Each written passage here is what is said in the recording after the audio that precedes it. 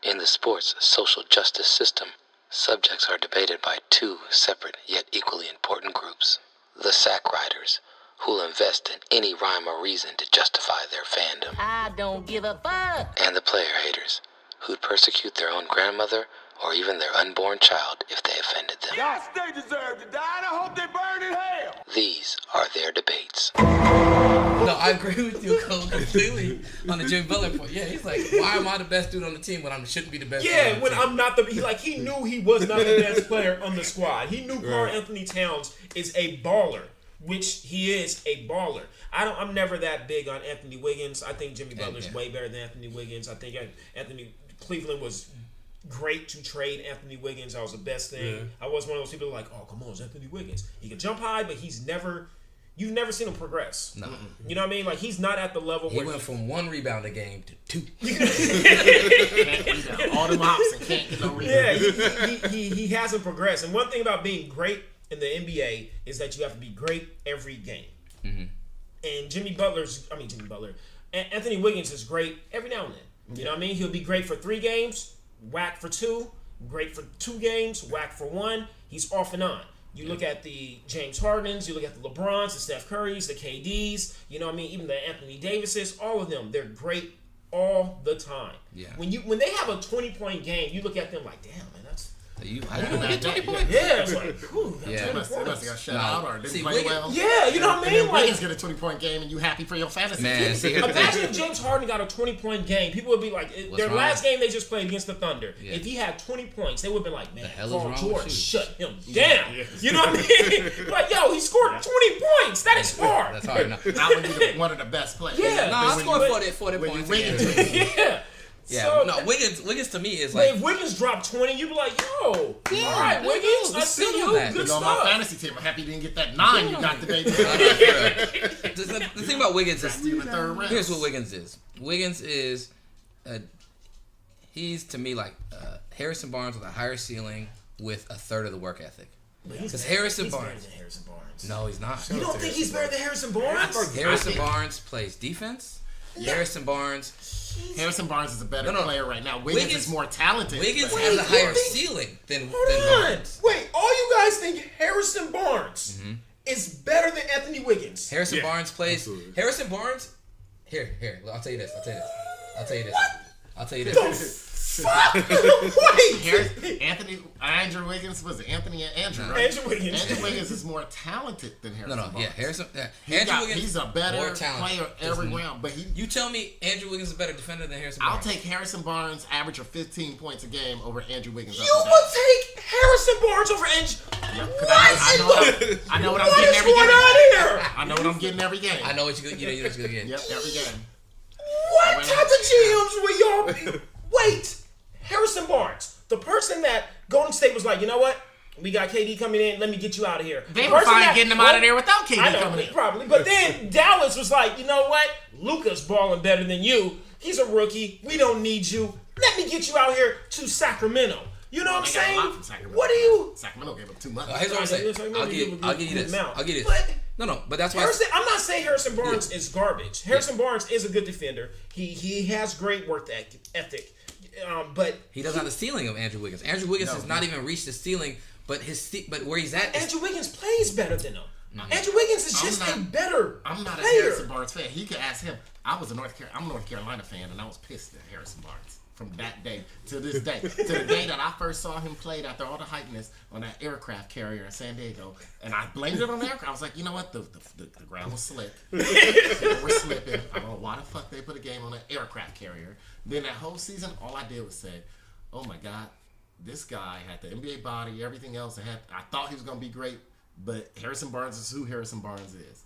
He's a 15-point scorer. Harrison Barnes is not getting better. He's at his ceiling. He's right now. This is Harrison Barnes. Yeah. This Harrison. He's the outside. He's going to get those points. He's going to get those rebounds. Nah, I hate him. You know, made him out. I hate him. Harrison Barnes. I'm not going to be better than you are, though. Alex Smith compared to Matthew Stafford. That's how I see it as. Matthew Stafford is who's been to the playoffs more often though. But who's a better talent? But who's a better QB? I'd rather have Matthew Stafford than Alex Smith. I feel like more teams would rather have Alex Smith than Matthew Stafford because they're like Matthew Stafford. You know, when Stafford's younger though. He was younger, and I think teams were like, you know what? He has this potential to really go off and have a 4,000 yard season and throw for all these yards to keep the defense honest. But we're not gonna win with him. Because while he has that potential, he's also up and down. No, I see what you're saying. Alex Smith, I know Alex Smith. We're gonna be in every single game. Let me just say, better player, Matthew Stafford, Alex Smith. Not system wise, not team wise. Who's going to do this? If you just say QB wise, who's better? I am an Alex Smith guy. Good to defend my dude. Go Utes. You almost went there, right? Man. So now we're thinking Alex Smith is better than Matthew Stafford? Is that what we're saying now? That's also a thing on this show. Brandon almost played with Alex Smith. That's why. You know, he almost played. Brandon was about to be his left tackle. First of all, who's going to run and get your first down? Well, probably not with his broken leg, but Alex Smith, right? He got better legs, right? Yeah. Receivers know what to expect from him. They know the ball's going to come out at this time. You need to be right here, or that's not going to make it. So I feel like he's the number one guy. You look at the Redskins last year; they were 6-2 with him. He gets hurt. Guess what? They go 2-6. No, I mean Alex Smith is going to give you that, but he's not. Matthew Stafford launches that ball down the field with great accuracy for a touchdown. He can give you a 40, 50 yard pass for a touchdown. Easily. Alex Smith will give you a 2-yard pass for a touchdown. Mm-hmm. You know, unless it's to Vernon Davis in the seam. Vernon Davis in the seam. That's all he could throw. He's like Delaney Walker in the seam. I feel like Matthew Stafford reads defenses better. I feel like you have a way more open playbook with Matthew Stafford than Alex Smith because Alex Smith is just limited to 10-yard passes. I agree. Less you than got to talk about your diabetes. You got like a fucking yardstick Jared stickers. You got it's a yard of Snickers. He got this over a month ago, so it's good that he ate it all. No, I've been passing them out lately because the first weeks I was like, these are full size bars. Just to let you guys know, I got a yard of Snickers here from Jared that he gave me for Christmas Day. Christmas Day. Like a stack of them. This is also under agreement that this yardstick of Snickers is the one thing Aaron can eat freely on the show. I shouldn't be eating it. Aaron eating yogurt, chips. This motherfucker came out with a big ass cereal bowl full of salad with croutons in it. Yeah, like, yeah, man, I got me a salad. Ready to talk sports. I told you I was waiting for the croutons to get soggy. Yeah, he said, don't worry, I'm gonna let the croutons get soggy in the dressing so they won't be as loud. I said, so mad.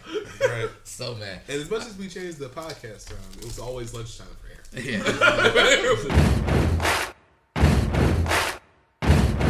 Okay, so Harrison Barnes. Here's what I'll say. Yeah, I agree with you on the Alex Smith and Matthew Stafford thing. I'm not a proponent of Alex Smith. If I need somebody that I can just trust as a quarterback, if I'm like a coach, I'm like, I just need one game where my quarterback's not gonna fuck it up because everything else is good enough to where we can win this without him just fucking it up. Alex Smith. Yeah. If I'm like, we need something special, I'm going a lot of other people other than Alex Smith, right? But I'm like, hey man, we might get blown out because of this motherfucker. We might win because we really probably shouldn't win anyways. But with Harrison Barnes, I'm talking to Aaron about it. It's like he had the hype in high school. They thought he was the next Jordan. I think he's just like with high school or college football players. Like it's how you develop when you develop, and when you in knowing or being able to evaluate ceilings and when players reach their ceilings or how quickly they reach their ceilings or how much space there is for them to develop and grow, right? To reach that ceiling. Andrew Wiggins has a lot of space to continue to develop and grow to reach his ceiling. He still has a lot of space. A lot of space but that's partially because he has not grown in the time he's been in the league. Like that's a big issue. That's my Harrison Barnes went from being a dude who Harrison Barnes, like Alex Smith, playoff tested dude, is consistent at what he can do. You know what he can give you, and you know where his strengths are. Yeah, but he's gonna give you 100%. He's gonna play good D. He's gonna play both ends of the ball. And yes, he came into UNC with a lot of hype, but he was already close to his ceiling at that point. He left UNC and dropped to the draft because he was close to his ceiling. He came to NBA and he maxed out to his ceiling now, and there wasn't as much room to grow as people would have hoped. How old is Harrison Barnes? He came out after 1 year or 2 years. He was like 2 years. 6 years in now. Or something like he's that. 6 or 7 years in, so yeah, he's probably one of the first time, like 5 years in or something like that. Yeah, 4 or 5 years. Yeah. But Andrew Wiggins also just does not show. Like I've seen clips of Andrew. Yeah, I see Harrison Barnes. So he's still young, but he's not getting better. But people think Andrew Wiggins Well, he got has a transcendent ceiling of offensive what his ability. talent is. But Andrew Wiggins either hasn't put in the work. That's why Jimmy Butler's like, I'm leaving, because he's like, number one, you don't play D, and you haven't gotten better and more efficient with your game.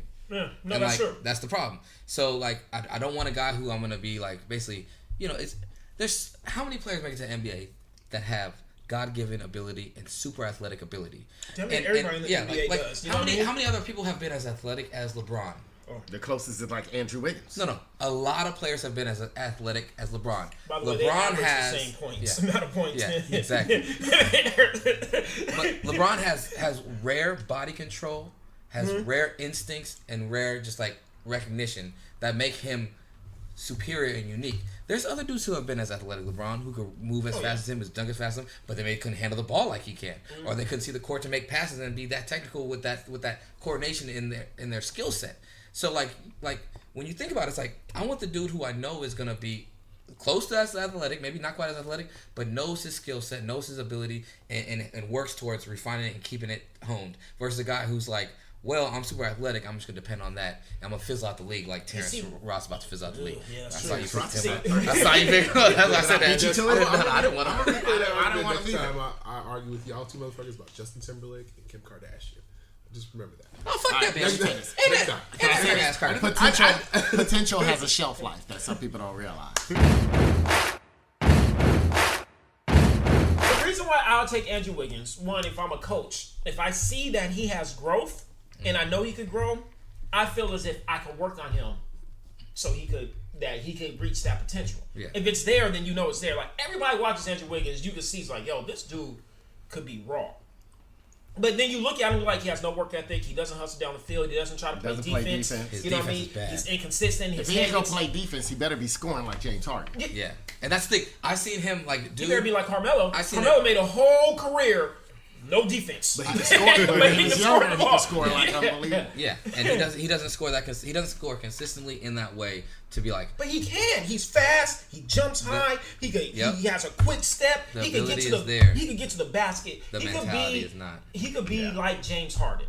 Yeah. I mean, not as good because James Harden's just a beast in itself. But he could be like that. How quick he has his handles. He has good enough handles. You know what I mean? He's like LeBron doesn't really have great handles. You know, but he has good enough to get to the basket.